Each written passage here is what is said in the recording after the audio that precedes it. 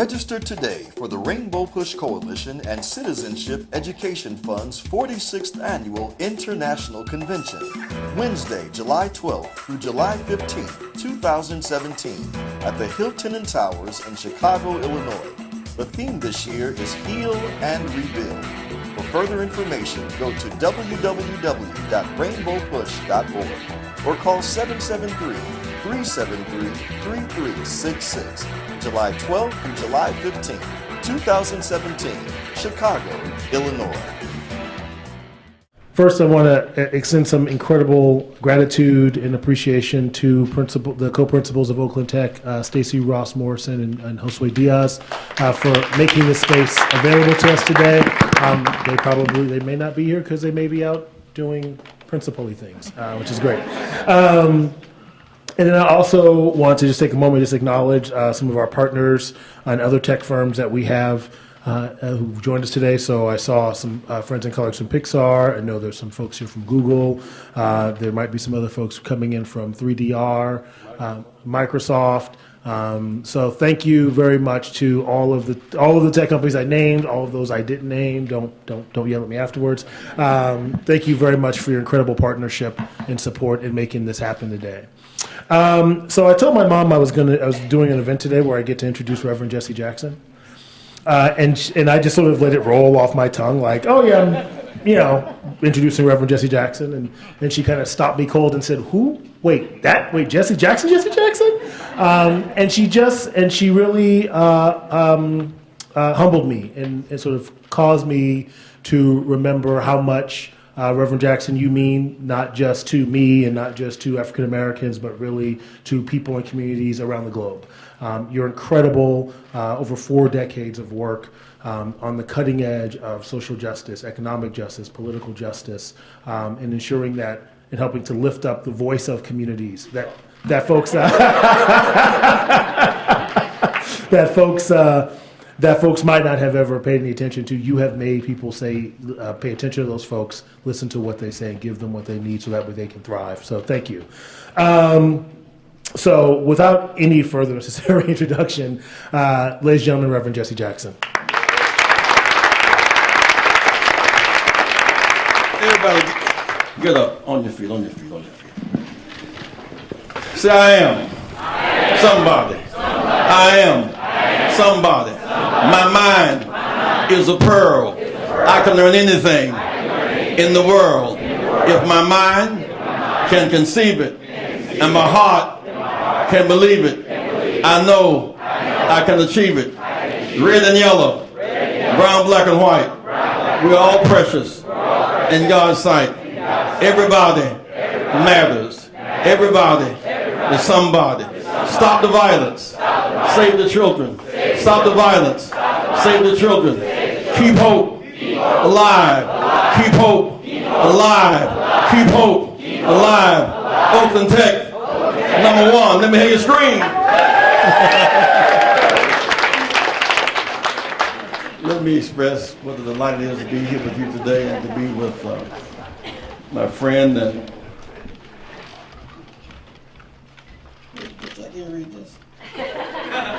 my friend and cohort, Lyle the Butch Wayne. Where's Butch? Please give Butch a big hand. Give Butch a big hand. The chairman of his board, Gene, please stand. That's Gene Wayne.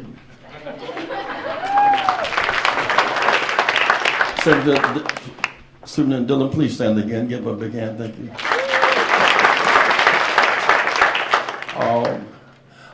I went through that in part because someone asked me about being with Dr. King.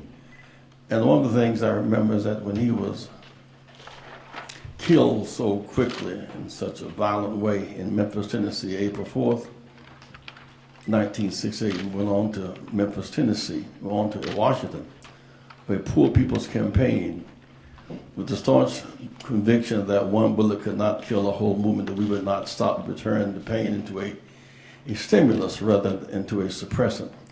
And one day while out on the back of a truck, it was a makeshift city, a tent city we put together. It was raining, and several people died from hepatitis.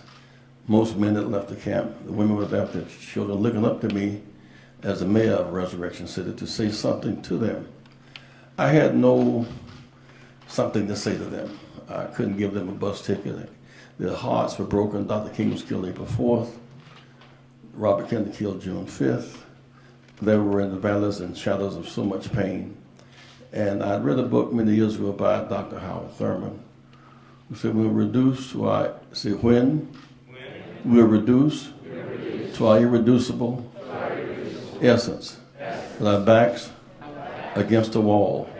Where there's life, there's hope. Where there's hope, there's infinite possibility. So I began to say, I am somebody. That's a piece of kind of the extension of Dr. King's spirit. The others that we see, so many of our youth today who are challenged to learn tech, but their parents must also embrace tech. I was so impressed today with the session we did with ministers down at Google in Silicon Valley. Now the churches are beginning to, we're trying to get 1,000 churches, put at least 20 to 30 laptops in their church, some empty Sunday school space, to learn apps and codes and stock market game, financial literacy, again, to embrace the science and robotics, to learn the science and the culture. And the thing that's fascinating was one lady, 87 years old, telling a woman who's 90 years old, how y'all gonna get around? How you gonna get your medicine if you don't have the technology? So then I get their medicine on technology, and how with Airbnb, which is like a rooming house, it's interesting that for many years when we couldn't use hotels in the South, we would rent rooms where it was a student at college, minister in town for revival, we would rent rooms out as a way of complementing our rent. And many of the seniors who are widows or widowers, children gone, have 2 or 3 extra bedrooms, they can live on Airbnb or supplement their income. That's high-tech computer. Last week in Chicago, 50,000 people were facing evictions because they could not pay the over-assessed taxes. And they're 60, 70 years old without the ability on their fixed income to pay extra, but with Airbnb they can make, not only pay tax, they can make money. Again, technology is virtually everywhere. And so to learn the science, so I want us to, we're trying to get 1,000 churches, 1,000 churches. They teach science, technology, engineering, art, and math, called STEAM. I can learn, will learn, must learn. One thing happened to us when we began to work again in Silicon Valley was overcoming the psychology of I can't. And when you must replace it with not only I can, but I must, as a kind of imperative in this. And I was saying today, sharing that when I ran for president in 1984, my grandmother was not going to vote for me. And not because she didn't believe in me, but because she couldn't neither read nor write. And she wanted to go downtown and make an X and expose herself. She was afraid to. She was embarrassed that she could. My mother and I had to take her downtown almost bodily to convince her to vote for her son. And so we must help our parents overcome these fears or ourselves. The other one that hit me so much was, as I look at many of you teachers who are here today, I should never forget, we moved to others. My family became middle class. We moved up to the projects. Did that you pass, man? We moved up to the projects. And so we were in the 6th grade, had 2 classes. One, about 50 students, one had about 6. So I went to a lot of seats. I had not been there the year before. And so Mrs. White, she divided the classes up. We sat down. And Mrs. Shelton, she ran big words. We said, big words, big words. This is 6th, 9th, 8th. She thought it was 8th. We were in 5th grade last year. She said, these are not big words. These are polysyllabic terms. And this is a dictionary, and this is a Roget's Thesaurus. And I promise you, I know most of you little brats because I know your parents, we were classmates. I promise you, I will never teach down to you. One of you little brats might run for president, a governor one day, and I don't want to be embarrassed. When I ran in 84, she had retired. She ran on my ticket and became the first black state legislative female in South Carolina last century. The teacher would not teach down to me, became a state rep running on my ticket. It's just a joy to see when these seeds germinate. a young man. I was in some trouble a few years ago. I went to jail for a few days down in Decatur, Illinois, because a woman called me, and I'll close on this, at midnight. She called me at midnight, and she said, my boy's in trouble. I had seen on television, I saw a 17-second fight. No guns, Miss Dillon, no guns, no drugs, no knives, silly fight. And they were thrown out of school for 2 years, thrown away. So we went down and verified that was what happened. And so in protesting for that, I was jailed protesting. And one of the young men who was thrown away, he never finished high school. He got his GED from alternative school, finished college, and last week he is now on the school board. The school system that threw him away. We must never teach down to our children. Maybe you see Judge Mathis on television, Judge Mathis. Judge Mathis, I met him, he was in jail, not visiting, but as a resident. He couldn't hear his mother. His father kicked him out. She kicked him out. He ran to his father. He was a fence or a pimp or something. That didn't work out very well. And so I told those you in jail, don't dig a deeper hole. Don't plan to get back by being slicker. Plan to stay away. And I didn't know him. He heard the message. He came out and began to work for our organization. He never finished high school, Judge Mathis. He got his GED. He went to college. He got married, went to law school. He passed the exam, but he couldn't practice law because he was a felon. We worked with him, and finally they gave him a kind of extension because he was so young, maybe 30 years old at the time. And now he is Judge Greg Mathis. He's gone from jail to judgeship because somebody believed in him. And that's a real challenge to teachers. I put a lot of weight on you. I put the weight on you and all of our allies here from Intel and Microsoft and the like. I thank you so much for being with us today. Because when I think about Judge Mathis and think about the role that, no doubt, that a young man in Decatur will play, you never know who is that special genius in this room, has that special spark will go off, and if the whole room is pitch dark, and one light, one candle is lit, it'll challenge all the darkness. Don't give up on or teach down to our children. The child you give up might be the child that spares your life. And something occurred to me, and I just have to say this. Kermit Alexander, a great football player, when he was playing football, he made this tackle on Gale Sayers. Gale Sayers was the guy of that time. And it was a big deal. Gale was so famous until when he got hurt that Sunday, they stopped playing football in all the stadiums and said Gale Sayers just got hurt. It was a big deal. So we knew Kermit in that context.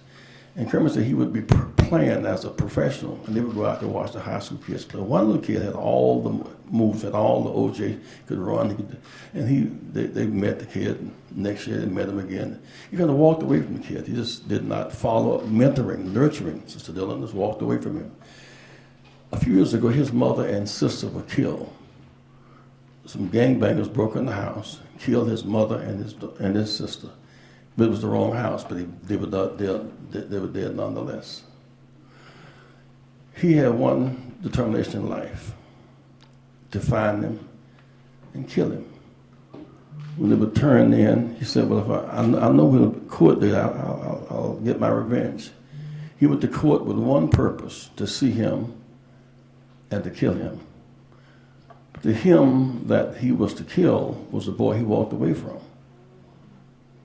The boy he had in his hand to nurture and walked away from. It was that kid, misguided, killed his mother and his sister. There's much information on why we must not give up nor turn our backs on these children. And so I'm excited to be at the Tech today to watch the good stuff go on. I want to do something kind of special before I leave here. And I'm looking for some challenges in the room. Rainbow Push is going to give to this school today $10,000 for scholarships. Now, whether you give 10 to 1,000 or 4 250s, however you choose to do it, we're going to give you 10,000. And I'm always accused of raising money, and I am shamelessly a fundraiser. Can I get in the matching money? Some of these stand, Microsoft stand there, Intel standing up. Give it up for Microsoft. Come up here, Sister Ross. Y'all come to get the picture. This is good stuff here. And anybody else embarrassed, shamed, inspired, guilty, whatever? You may not have them. You may just have 8,000. But some about brightest children have everything except the ability to pay for school. Yes, what? Who is she?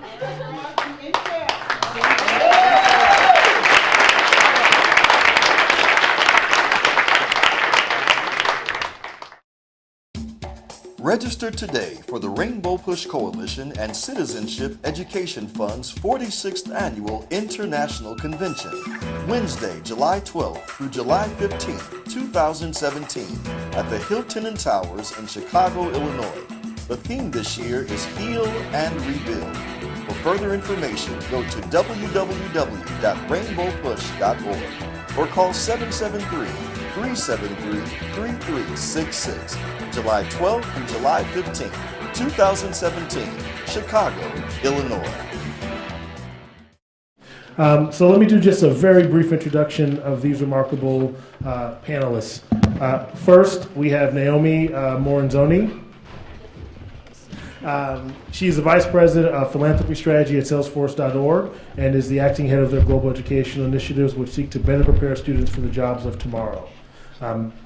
Next to her, we have Katie Morgan Booth of SAP, and Katie is the head of corporate social responsibility for SAP North America, where she is responsible for the implementation of the STEM education and technology pathway programs, as well as oversees voluntary and employee giving programs at SAP, which has close to 25,000 employees in dozens of offices across North America. Next to her is Eric Rodriguez. Eric is the Education Initiatives Program Manager at Intel Corporation. Eric is also a lifelong fan of the Houston Rockets, who hopefully the Warriors will destroy once again. Playoffs. Welcome to Oakland.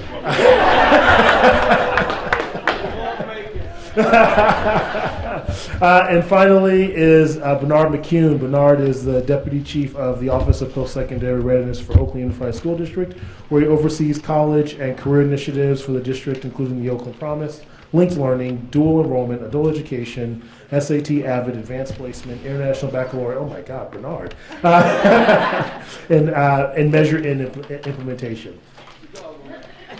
So let's give these wonderful folks a round of applause.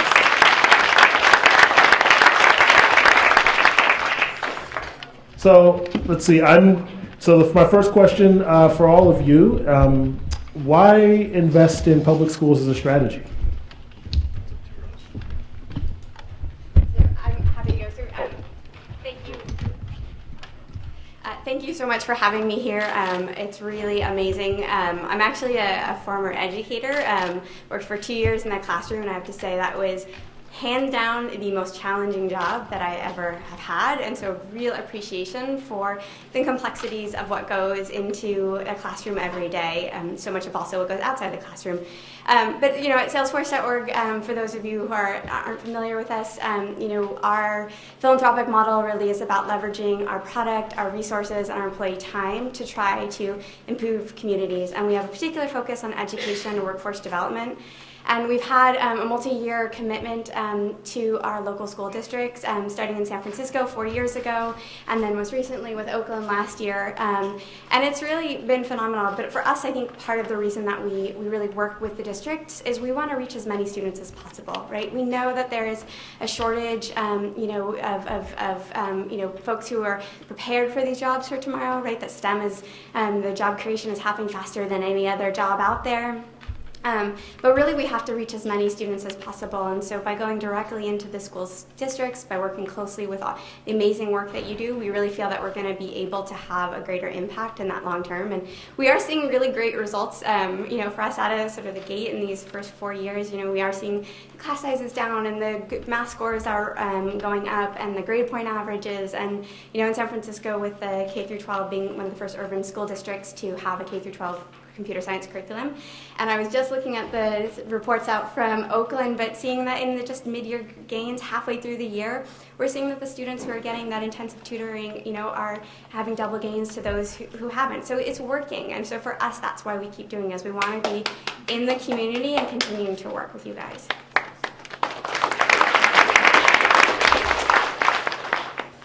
So if anybody has not heard of SAP, we are a huge German company. So our headquarters are in Germany. We have about 4,000 employees or so in Silicon Valley, but we're not an American Silicon Valley born company. So our interest in education started, I'd say, about 4 or 5 years ago when we took a really deep look at our philanthropic strategy, which was really stratified. We were giving small grants all over North America, essentially. And we worked with a consulting company, and they basically did a stakeholder evaluation internally, externally of our ecosystem, and came back to us saying that STEM education and entrepreneurship really are where SAP's focus area should be. SAP is a company that's a business-to-business company. So we help other companies run better, get started, so entrepreneurship is really core to our existence. So that was our first step. And then through that, they also gave us the advice that we should start something that we called a signature initiative. And so what we did there was we worked with a bunch of different education organizations, and we decided to go really deep with one thing. And so we started our first early college high school in New York City, actually in Queens. So an early college high school, for folks that aren't familiar, is a 9 to 14 model or a high school model where there's a partnership with a community college and the high school. So while they're in high school, students can take community college classes. And a lot of studies show that by getting college credit while you're in high school, students are much more likely to succeed in college and after college. So we essentially heard sort of like through an underground source that there was an authentic relationship happening in Oakland between Berkeley City College and Skyline High School with their multimedia academy. And so that's why we essentially got involved in Oakland. So our approach is much deeper. We also believe that there's a huge skills gap. By 2020, there will be 1.4 million computing jobs in the US, and only 400 students right now are on track within the US to be trained for those jobs. So we're going really deep with programs in Oakland, Boston, New York, and also Vancouver, with hopes that we're building models that can be further replicated. And that's why we're here and why we're in Oakland.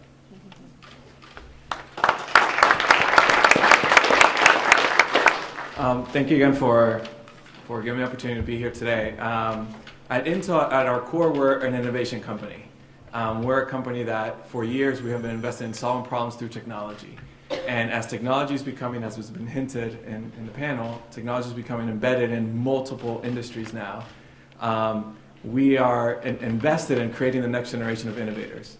And not only the next generation of innovators to come and work at Intel, but in our customer base, in our user base. And it's important for us for that to be representative also in our industry. And as the demographics start to change tremendously in our country, we need to make sure the representation is also pairs up with what we have in our industry. So our investment here in Oakland is to make sure that we are investing in underrepresented minorities, making sure that we are increasing that pipeline for computer science and engineering pathways. And so we've made a commitment, a 5-year commitment here in Oakland. We're wrapping up our second year. We made a commitment in supporting the computer science pathway here at Oakland Tech, so we're excited to be part of this family. And also in McClymonds High School, a wonderful high school that serves West Oakland community. And we're wrapping up our second year, again, seeing amazing results. A lot of learnings in this journey as well on what we could be doing differently and at Intel, and also how can we be supporting the schools and the effort that we're doing. Again, just from a personal standpoint, I'm excited to be here. I'm excited that Intel makes these type of investments. 20 years ago, I walked into a classroom that had computers, and that inspired me to become an engineer. And it was thanks to the work that Intel did 20 years ago and continues to do today, is that it's truly inspiring the next generation of innovators, and I truly feel they're going to transform not only for 2020, but beyond 2020 in this forward presentation. So thank you for having us here today. So Bernard, I've worked with a number of these folks and sort of just listened to what they talked about. And I think what always strikes me is the frame in which they do their work. It's not just here's a check, see you later. It feels like it is much deeper, it is much richer. Can you talk a little bit about how their work really is a model for how businesses can work with public school systems? Yeah, absolutely. So the one thing that I always talk about and say how fortunate we are when you talk about partnerships, they are true partnerships where there is not a big P and a small p. All of these companies that are represented here today actually came in to work with us to co-create something that would be impactful and successful for students in our community. And so the fact we love as a school district, and everybody else will tell you that they love and need the financial resources that companies bring, but we also need the thought partnership on how we actually get this done and create that bridge from K-12 education to post-secondary to careers and successful careers. And one of the things that I want to thank Reverend Jackson for and push is when they started the conversations around equity and tech, that we were included in that, because what I said is if tech companies want to have a more diverse workforce, there is no better place to invest than in Oakland and in the Oakland Unified School District, because we're diverse and we have so many people, our young people, our students, and our teachers who are innovators, who are some of the best and brightest, not only that this state or country, but this world has to offer.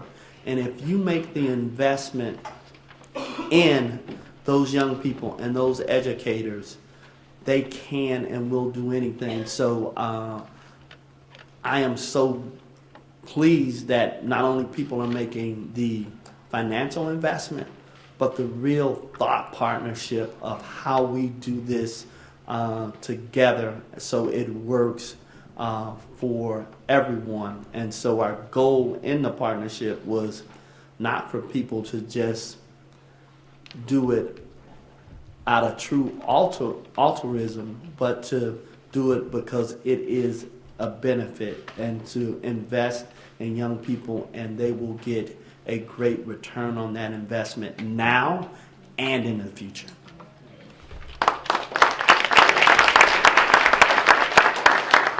So then to any of the panelists, the other thing that often strikes me about the way all three of your organizations have been working with Oakland is that it's not, again, your work with Oakland doesn't feel like it's a one-off. It doesn't feel like, oh, here's this thing we're doing on the side, we'll send over a couple volunteers, go get them Tiger, meanwhile we're going to go back to doing the other thing we do.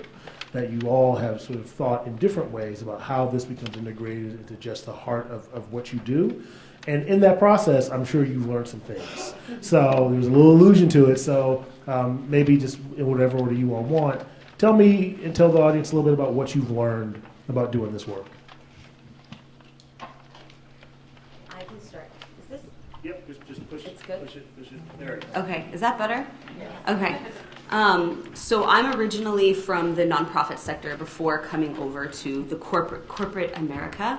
And so one of the things that I think I've realized being on the corporate side, and I knew this very well on the nonprofit side, is the importance of investing in time and people's time and back-end systems and how programs are actually run and how they operate.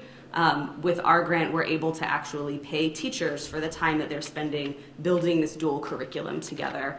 And that's something that I think I knew was important, but now working in public education more closely, it's something that I see you really have to support that back-end creation. And that's something that takes a lot of time, and it means that sometimes and I'm sure you may agree, I have to create other flashy, sexy, move that bus, like big cool programs over here while things are being actually built. But in the end, I think that that's the only way that you can build truly sustainable, impactful programs. From our side, I would say that this is, it's hard. The work that we do is, or the work that our educators do, it's amazing and it's heroic. I think when we came into this partnership, we came in with an approach, but I think as we have immersed ourselves and truly become committed to this work and immersed ourselves in this work, we've truly appreciated not only the work of our students, but the work of the educators, the work of the principals, the work of our parents, our community leaders, and understanding those challenges differently has been important to us to make sure how we could best support the community. And I think that's a testament to the vision that Intel had when they started this partnership, and a testament that the leadership continues to have in investing in us being part of this effort. I think that's one of the biggest things that we've learned is immersing ourselves has truly given us a good learning opportunity, but also given us a good learning opportunity to understand how do we best utilize our platform moving forward as a company. How can we best advocate for this work, not only inside of Intel, but throughout the industry as well. So I think that's been a big learning too. And I would say the second thing real quick has been actually the first year what we learned has been it's about the mindsets as well. And I think, Reverend, you were hinting to that. The mindset of our students, the mindset of our community members, that they could see themselves working in our company. They could see themselves working in our office spaces. They could see themselves creating the next maker movement, the next product that Intel could use. When we first started this work, the first few days we had surveyed our teachers and just asking them, do you see your students one day working in the tech industry? And they said, look, we love our students, they're great, but we had a very small percentage of teachers that said, they could, we could see them truly there. And after we've continued to do this work, and after interacting with the teachers, bringing our teachers to Intel, bringing our students to Intel, it's not even a showstopper anymore. It's like that's an expectation. They will one day come and work in our industry if again we have the mindset and the support systems around them. And I think that has been great to see just across the first 2 years, that it is a lot around the mindset as well, and making sure we're supporting our community to make sure that mindset continues and it continues to flourish, that they will one day be part of our next generation of innovators.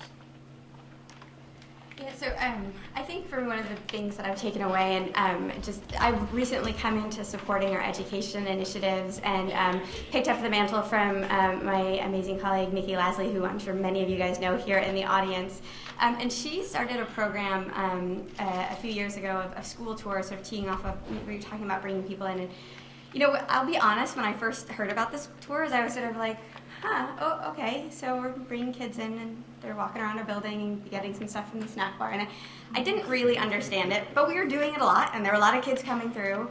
And then one day I was asked to sit on one of the career panels as part of the tour, and I was sharing about what I did, and then I was also on the panel with a very cool woman whose job is basically corporate espionage. She, does competitive intelligence, and the kids' eyes were just like, whoa, so excited and so passionate about what we were doing, the potential of what we could do, and there's these other opportunities in tech. Maybe it's just not that coding. And a light bulb went off for me, honestly, to that idea of like, okay, you can't be what you can't see. And that is so important, that exposure piece. And so a lot of the investments are about getting the curriculum in there and making sure that those math skills are there, but also opening these doors and opening these opportunities and welcoming people in. And I think we've had probably thousands of kids who've come through. It's like every 2 days or twice a week we've got 30, 40 kids who come through Salesforce. And to me, I think that is something that has been really eye-opening, just to understand that importance of that other side of it. Bernard, you want to? What are things that you've learned, to sort of flip the question a little bit, what are things that you've learned in your time working with sort of these large corporate entities?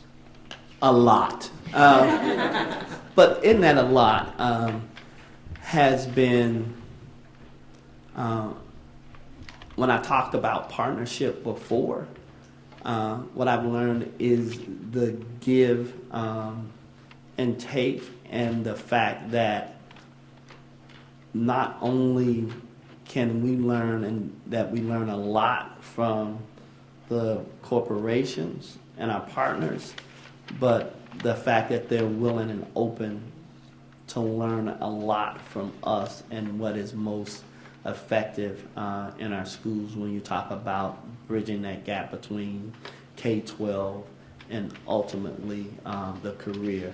The other thing is there is so much that everyone in the audience in any corporation can offer a school district in addition to money. And so what we have learned through thought partnership, co-creation, I was meeting with Eric earlier this morning and just talked about the fact when we started, a bunch of us went to a nice room, but we were locked in a room for a number of hours with a bunch of big boards and charts, and actually came up with what we thought would be impactful in all the metrics. And so we started out with a really, really strong plan that was thoughtful, that included and respected the opinions of everybody in that room, regardless of what the titles were. Register today for the Rainbow Push Coalition and Citizenship Education Fund's 46th Annual International Convention, Wednesday, July 12th through July 15th, 2017, at the Hilton and Towers in Chicago, Illinois. The theme this year is Heal and Rebuild. For further information, go to www.rainbowpush.org or call 773-373-3366. July 12th through July 15th, 2017, Chicago, Illinois. Claire Shorall directs computer science for the Oakland Unified School District. She is a former AP Biology, AP Calculus, AP Computer Science teacher and instructional coach at Castlemont High School in East Oakland. But probably the most important thing about Claire is that she believes firmly that the students who learn computer science will be the creative problem solvers of the future, and is dedicated to equitable development of computer science programs across Oakland, California. So, ladies and gentlemen, our leader, Claire Shorall.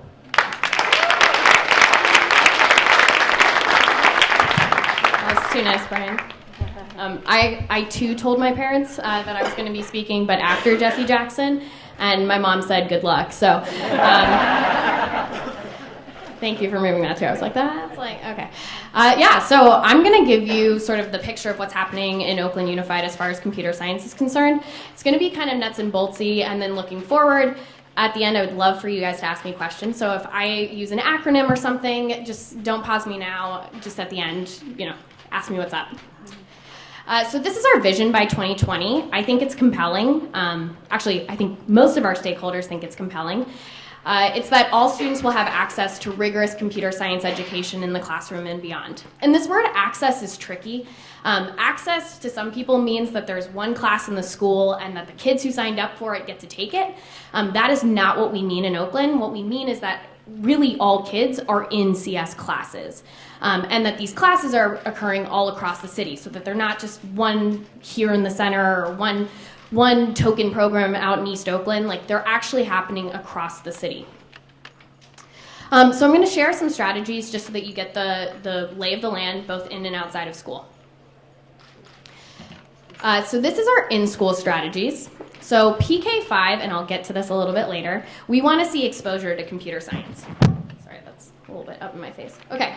6 through 9 is kind of like our bread and butter right now. So 6 through 9, we want computer science for all students. Research says that middle schoolers form identity, right? And that it's a really important time in them figuring out who they are and how they're going to navigate the world.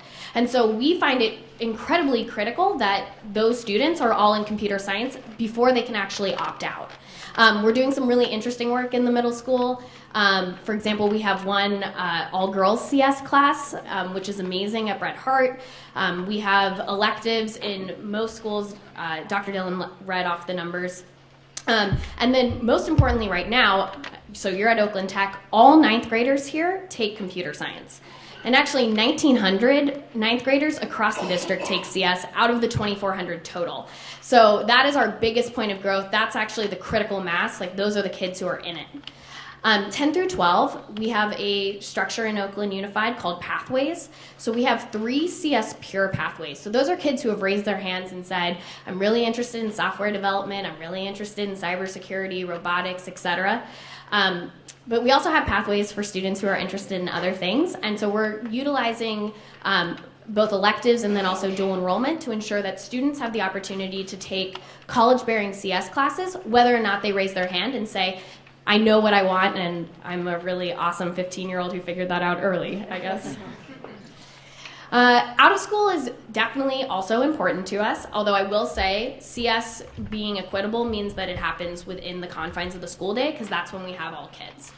That being said, so I work in linked learning, which is the work-based learning group within Oakland Unified. And so we do a lot to organize field trips, guest speakers, things that are more robust like internships. You are at Oakland Tech, which is the home of a really kick-ass robotics team. Those are cropping up across the district. There are supplemental classes that are happening after school. There are ability for kids to take dual enrollment. And then the summer is a place where, I thought Eric would mention something about this, but Intel, for example, hosted 29 students last summer for a multi-week internship. We're looking to have more and more of those sort of robust student internship opportunities, and the summer is a really exciting place to host them. In addition, some of our teachers actually come from industry, but others are just learning computer science, and so getting our teachers into tech companies so that they can see what they're preparing their students for. Okay, so here's our operating thesis on what has worked. This is the secret sauce that I think you referenced? Yeah. Okay, so deep partnerships. You just saw this on the panel. These are just a small representation, a very important representation, but not all the people that we actually work with. It's beyond this. Not on the panel today was Peralta, who's the community college partner. But Kate had referenced that BCC is really involved with SAP at Skyline. That's a 9 through 14 pathway that we're looking to build. We're part of the Promise. There are tons of nonprofits that are based in Oakland doing really great work. I see Hidden Genius in the back, but our kids have incredible opportunities as a result. So Dr. Dillon read off these numbers, but I just want you to know how this happened. So if you go into a junior or senior class right now in Oakland Unified, the classroom would reflect what I would call your expected computer science class, just playing it real. But ninth grade on down, all those classes look reflective of the school at large because they are the school at large. And so we're looking to turn the tide as to who actually takes these upper level courses. Not actually reflected in these numbers is the number of students with special needs and English language learners who have access to computer science courses. I was just talking with Sam Berg, who leads middle school today, and he said that Salesforce came to Roosevelt and that some of the students with special needs were just like absolutely blown away by the robots and just trying to stay for multiple periods. And those students are mainstreamed into our courses. And it's really important that these courses stay open for everyone. At the sort of system level, this also means that we put resources in communities where these classes haven't historically been. And so that means that there's a robust computer science, so if you go down to Madison, right, which is at 105th, they have a ton of computer science. If you go all the way to McClymonds in West Oakland, WAMS, it is across the map. And it's really important to us that students in every community have access to really great CS. Also important, so if you guys were here at the beginning, those were 10th graders and Steve Wright's, and 11th graders and Emmanuel Anyador's AP Computer Science Principles class. Moving forward, 10th graders in Computer Science Pathways will take an AP course at 10th grade. And actually that happened this year as well. 11th grade, they'll take AP CSA, which is in Java. And then that means by the time they're seniors, they can actually do advanced electives. And so that sort of opens up the door for us to tons of different possibilities as far as what students will be able to do.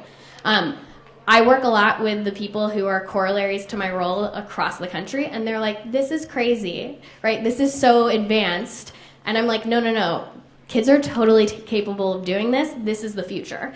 And so moving, 2 years from now, expect patents coming out of OUSD. Like, expect companies. Because, that's what we're looking at, because kids will be ready. The last thing, so this is sort of a bucket of innovative strategies. That name kind of fits. But this right here, it looks weird, but we know that CS is not in and of itself a panacea. So you can't just give a kid a computer and be like, learn how to write code, and it be meaningful, and or that child would be prepared for the myriad oppressive forces that exist within tech, right? For everybody who was at Push Tech yesterday, we all know that there's still a ton of work to be done, and so we're pairing computer science with identity-affirming education.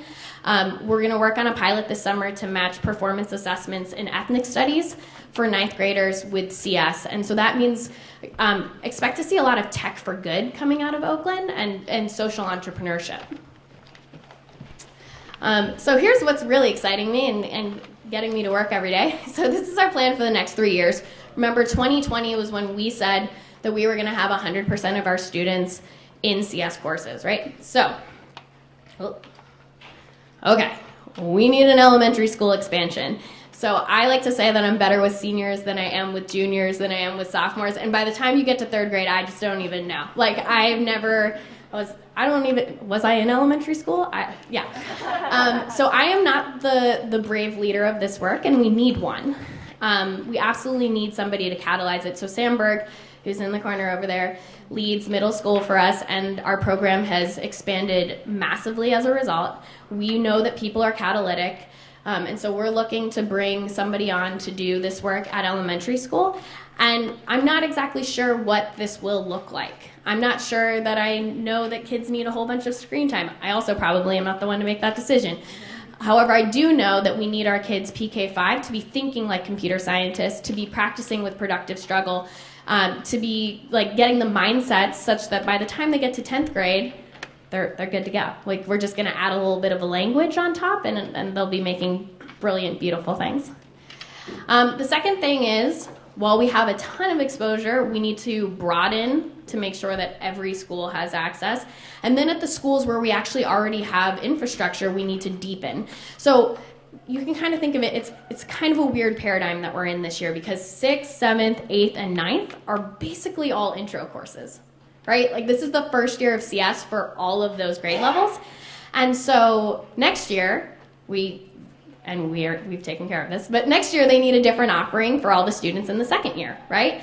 And the year after that, we need an offering for the students in their 3rd year. And hopefully by the time 3 years from now, the 9th graders arrive, the AP is going to be trivial. They're going to be already building amazing things, and we will have to hire premier engineers in order to teach our students, because we need that level of technical expertise. So we dream big, but we definitely know that there are 2 different mechanisms, thinking about spreading and then also drilling down at places where we have programs. This one is actually particularly interesting to me, and some people on the panel sort of highlighted that tech is not just about programming, right? And it's not just, we're not operating under any illusion that every student who goes through Oakland Unified wants to be a full stack developer. Like, we're just not. That wouldn't even be that cool. But we want to make sure that students across different pathways have the opportunity to see computer science. So what do I mean by that? That means that in a social justice pathway, that there's a data science course. That means that in a fashion or art academy, that there's a web development and or UI UX course. That means that we have different flavors of computer science principles to actually meet the needs in an environmental science pathway or in a health pathway, because realistically, every job moving forward needs some level of tech literacy, and we don't think just being able to use Word and the Google Suite is sufficient. We actually want students to be able to create using that technology. And so this is sort of broadening the definition of what CS is, and really getting people to get outside of that, like, these are the kids who program and this is what they do in that class, and it's not something that is applicable to what I'm doing. And then lastly, speaking about industry, is actually getting our kids out into offices and doing real work with you. So increased work-based learning opportunities, particularly internships, have been so catalytic for kids. The students, for example, who went down to Santa Clara on the daily, Eric could speak to it, but their lives were changed.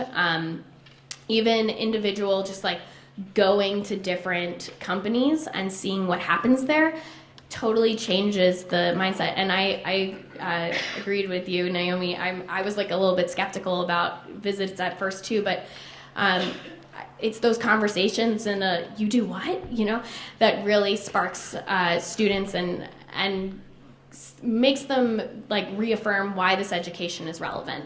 I think a lot of it's about taking risk. A lot of it's about messing up and feeling okay with messing up. I'm, as a teacher, not particularly invested in grades, so I allow for rampant failure. And also for students to exercise their own personal passion. But I don't know if I would say I'm like the model student. I don't know. The reason I raise that is because becoming what we're discussing is hard, but it's worth it.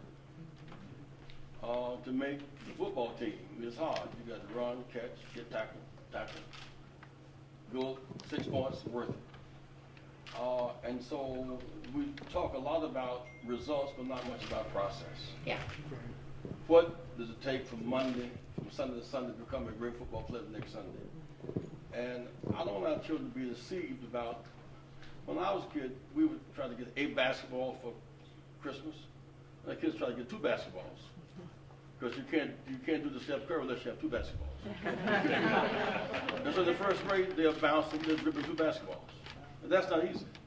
And running down the court, dribbling 2 basketballs is hard, but determined early on it's worth it. Which means that we need a level of teacher-parent joint venture. Bedroom to classroom, not just boardroom to classroom, to make this thing happen. And that puts a particular burden upon parents to be an ally in this process. The kids who are in East Asia who come here, H-1B. I'm not arguing about H-1B workers because those kids who come here from India and the like are not coming with a certain thing on their brain. They come with a certain sturdy habit discipline that matters. We're the best in the world of basketball. We work at it. I'll go to a given high school and I'll ask how many days a week you practice. And they'll say 6. Well, how many days you practice? 3, sometimes 4. But by Sunday on our own, 7 days a week. You study 4 hours a day. 2 hours, 1 hour. Well, you become good at what you work at. And so, and it is all of your provisions you're making as a model teacher and the intel these companies are making, Microsoft as investors. We've got to go a step below this to make this, because becoming, I asked Deion Sanders one time, Deion, he danced, everybody was dancing, trying to do the Deion number 21. He said, we practice, we play on Sunday, we fly back on Sunday night. He said, on Monday morning, we go and we check in, we pick up the playbook, and we do 2 hours of workout, and we eat a certain kind of way at noontime, and we study in the afternoon. And Tuesday is off, but not really off because we're preparing for the next week. And then there's some major contact on Wednesday, and those who come 7 to 9 physical workout. And he went through a whole, and so Sunday afternoon is the result of. Right. And we look at result, not process. There's nothing about this that we cannot master, but so no one is good because they're lucky.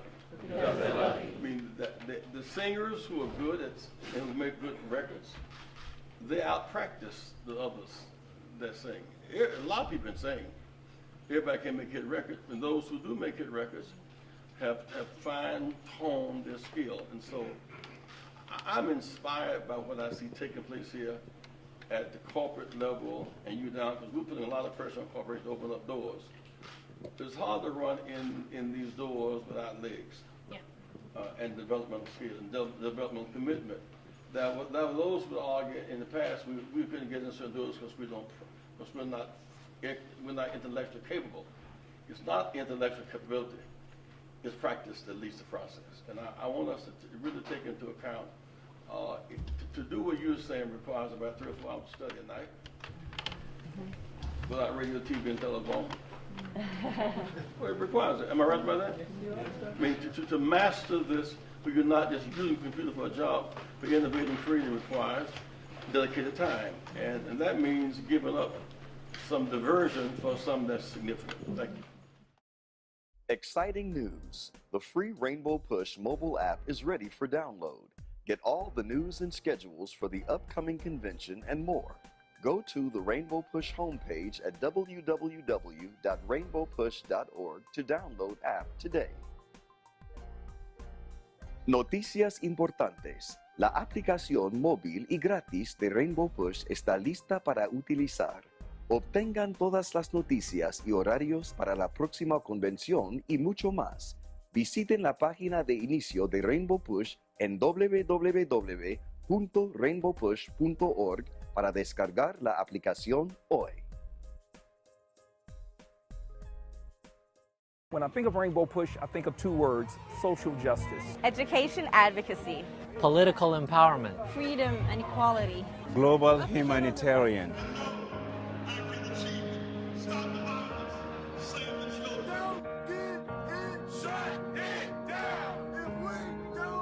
Evolutionary, revolutionary. Political change. Inclusion, evolution. Push Excel.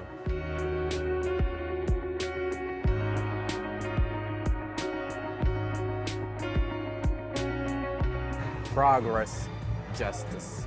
Jesse Jackson.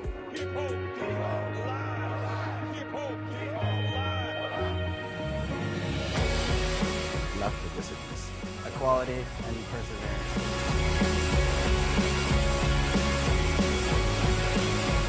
Corporate partnership.